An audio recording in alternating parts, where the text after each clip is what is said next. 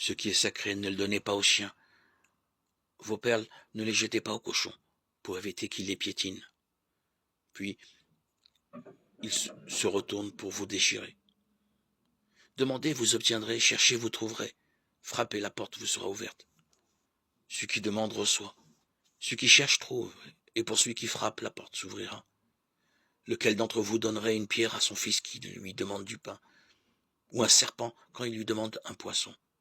Si donc, vous qui êtes mauvais, vous savez donner de bonnes choses à vos enfants, combien plus votre Père qui est aux cieux donnera-t-il de bonnes choses à ceux qui les lui demandent?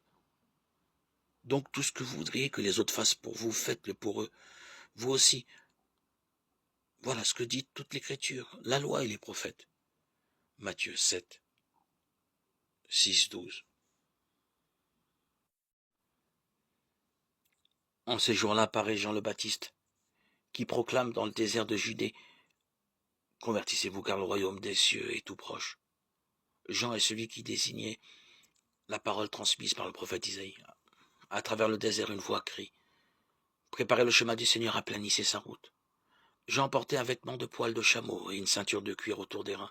Il se nourrissait de sauterelles et de miel sauvage. Alors Jérusalem, toute la Judée et toute la région du Jourdain venaient à lui, et ils se faisaient baptiser par lui dans le Jourdain en reconnaissant leurs péchés. Voyant des pharisiens et des sadducéens venir en grand nombre à ce baptême, il leur dit: engeance de vipères, qui vous a appris à fuir la colère qui vient? Produisez donc un fruit qui exprime votre conversion. Et n'allez pas dire en vous-même: nous avons Abraham pour père, car je vous le dis avec les pierres que voici, Dieu peut faire surgir des enfants à Abraham. Déjà la cognée se trouve à la racine des arbres. Tout arbre qui ne produit pas de bons fruits va être coupé et jeté au feu.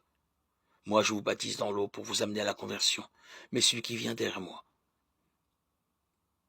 est plus fort que moi, et je ne suis pas digne de lui retirer ses sandales. Lui vous baptisera dans l'Esprit Saint et dans le feu. Il tient la pelle avanée dans sa main. Il va nettoyer son aire, abattre le blé, et il amassera le grain dans son grenier. Quant à la paille, il la brûlera dans un feu qui ne s'éteint pas. Évangile de Jésus-Christ selon saint Matthieu 3, 1, 12.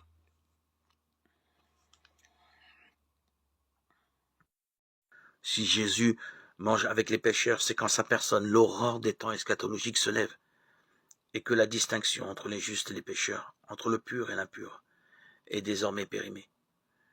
Mais ici encore, toute cette activité ne prend sens que pour ceux qui comprennent les signes des temps, c'est-à-dire pour ceux qui voient dans l'activité de Jésus et de ses disciples un signe prophétique de la venue du royaume, d'une réalité si nouvelle qu'elle met radicalement en cause le monde ancien, comme le vin nouveau fait craquer les vieilles outres. Marc 2, 21, 22. Ah, qu'il est déroutant ce Christ. Son attitude met en question tous ceux qui, dans la conscience de leur dignité de membres du peuple de Dieu, refusent de se commettre avec les pécheurs. Il n'hésite pas à bouleverser les coutumes, provoquant outrageusement les pharisiens en guérissant un homme à la main desséchée le jour du sabbat. Marc 3, 1, 6. Il situe toute chose par rapport à la vérité, par rapport à l'absolu du mystère de Dieu, sans faire exception de personne. Et voilà que la rupture se produit. Contestés jusqu'au profond de leur être, les pharisiens n'ont qu'une issue: réviser leur position ou se fermer. Jésus oriente sans cesse vers celui qui est l'inspirateur de sa gratuité, auquel il renvoie toujours, mais de façon très mystérieuse: Dieu. Il se contente en effet d'agir. Il n'explique jamais en clair le pourquoi de son action, et c'est ainsi qu'il scandalise ceux qui n'en perçoivent pas l'origine eschatologique. Dès lors, la source des quiproquos apparaît nettement. Si le lieu d'où Jésus agit et d'où il parle est plus ou moins pressenti dans la clarté de Dieu, tout s'illumine. On s'en remet à lui, et alors commence une longue marche pour la compréhension de son mystère. Mais si le lieu d'où Jésus agit et d'où il parle échappe à ses auditeurs, tout devient énigmatique. On bute contre lui, et c'est le scandale, dont l'évangéliste Jean témoigne avec plus d'éclat encore que les autres évangiles. La foi est le moyen de posséder déjà ce qu'on espère, et de connaître des réalités qu'on ne voit pas. Et quand l'Écriture rend témoignage aux anciens, c'est à cause de leur foi. Grâce à la foi, nous comprenons que les mondes ont été organisés par la parole de Dieu, si bien que l'univers visible provient de ce qui n'apparaît pas au regard. Grâce à la foi, Abel offrit à Dieu un sacrifice meilleur que celui de Caïn. À cause de sa foi, il fut déclaré juste. Dieu lui-même rendait ainsi témoignage à ses offrandes. À cause de sa foi, bien qu'il soit mort, il parle toujours. Grâce à la foi, Enoch fut enlevé de ce monde, et il ne connut pas la mort. Personne ne le retrouva parce que Dieu l'avait enlevé. L'Écriture témoigne en effet qu'avant d'être enlevé, il était agréable à Dieu. Or, sans la foi, c'est impossible d'être agréable à Dieu, car pour s'avancer vers lui, il faut croire qu'il existe et qu'il assure la récompense à ceux qui le cherchent. Grâce à la foi, Noé, averti de ce qu'on ne voyait pas encore, prit au sérieux la parole de Dieu. Il construisit une arche pour le salut de sa famille. Sa foi condamnait le monde, et il reçut de Dieu la justice qui s'obtient par la foi.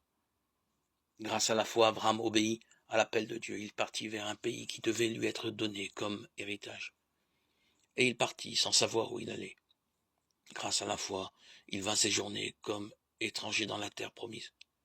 C'est dans un campement qu'il vivait, ainsi qu'Isaac et Jacob, héritiers de la même promesse que lui, car il attendait la cité, qui aurait de vraies fondations, celle dont Dieu lui-même est le bâtisseur et l'architecte. Grâce à la foi, Sarah, elle aussi, malgré son âge, fut rendue capable d'avoir une descendance, parce qu'elle avait pensé que Dieu serait fidèle à sa promesse. C'est pourquoi, d'un seul homme, déjà marqué par la mort, ont pu naître des hommes aussi nombreux que les étoiles dans le ciel et les grains de sable au bord de la mer que personne ne peut compter. C'est dans la foi qu'ils sont tous morts sans avoir connu la réalisation des promesses.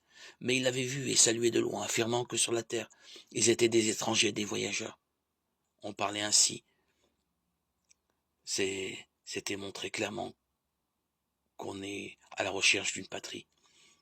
S'ils avaient pensé à celle qu'ils avaient quittée, ils auraient eu la possibilité d'y revenir. En fait, ils aspiraient à une patrie meilleure, celle des cieux, et Dieu n'a pas refusé d'être invoqué comme leur Dieu, puisque il leur a préparé une cité céleste.